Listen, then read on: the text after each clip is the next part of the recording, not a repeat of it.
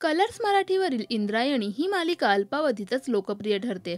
मालिकेचे नुकतेच 100 भाग पूर्ण झाले असून मालिकेतील बालकलाकारांच्या अभिनयाचं सगळीकडेच कौतुक करण्यात येते.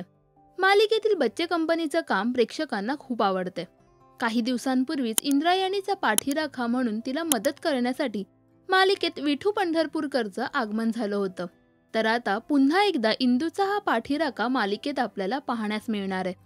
मालिकेत विठू पंढरपूरकर ही भूमिका अभिनेता संतोष जुवेकर साकारतोय. तर संतोषच्या भूमिकेचं सुद्धा सगळीकडे कौतुक करण्यात येते.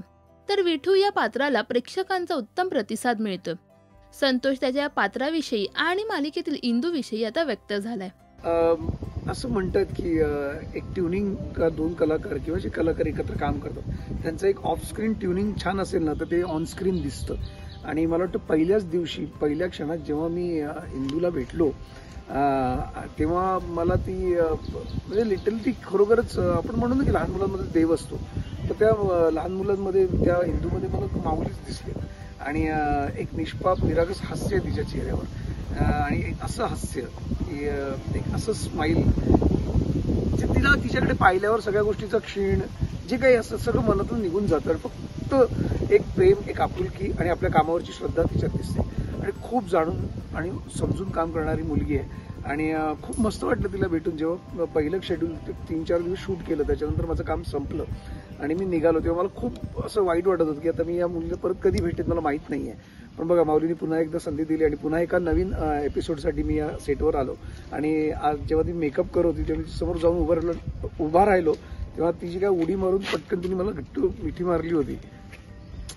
That's incredible. त्याची नाहीच, इट्स समथिंग डिफरंट. त्यामुळे मला खूप एक वेगळंच कनेक्शन झालं त्या मुलीशी. खूप छान प्रतिसाद मिळतोय. आणि आता मी शूटिंगसाठी होतो बाहेर, असं कोणी जाताना पुढे बघितलं की सगळे माऊली म्हणून हाक मारतात आज. म्हणजे पुन्हा एकदा मला संत्या झालं, मन्या झालं, असे कॅरेक्टर्सनी लोक मला भेटतात. किंवा शेखर परांजपे झालं जे जेव्हा आज ते कलर्स मराठी आधी ETV होतं तेव्हा मी गोजीरपणे करायचो.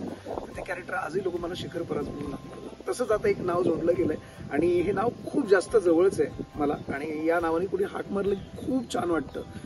जेव्हा मला फोनही येतात Mauli Mauli, I am happy, very incredible, something different for me. खूप गोड भावना आहे की ती इंदू आपल्या माऊलींना पत्र लिहिते, ती देवाला पत्र लिहिते. त्या पत्रात जे जे काही सांगते त्या पत्राची आपुलकी, जी माया, जे प्रेम आहे ते पांडुरंगाला भावतं आणि पांडुरंग तिच्या हाकेला धावून येतोय. आणि मला असं वाटतं की पत्र लिहिणं फार सुंदर गोष्ट आहे जी आपण आजकाल हरवली आहे. आपण ती मिस करतो. आता ईमेल करतो प्रत्येक जण, व्हॉट्सअप कॉल करून डायरेक्ट बोलतात कुठेही देशात परदेशात.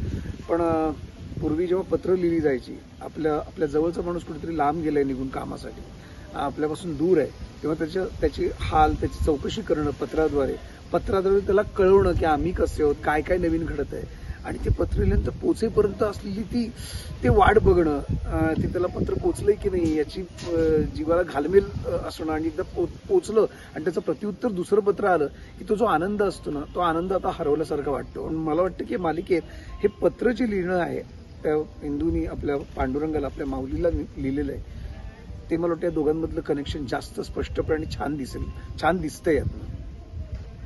इंद्रायणी ही मालिका तुम्हाला आवडते का हे आम्हाला कमेंट्समध्ये नक्की सांगा. मराठी टेलिव्हिजन विश्वातील बातम्या, अपडेट्स आणि गॉसिपसाठी सबस्क्राईब करा राजश्री मराठी शोबज.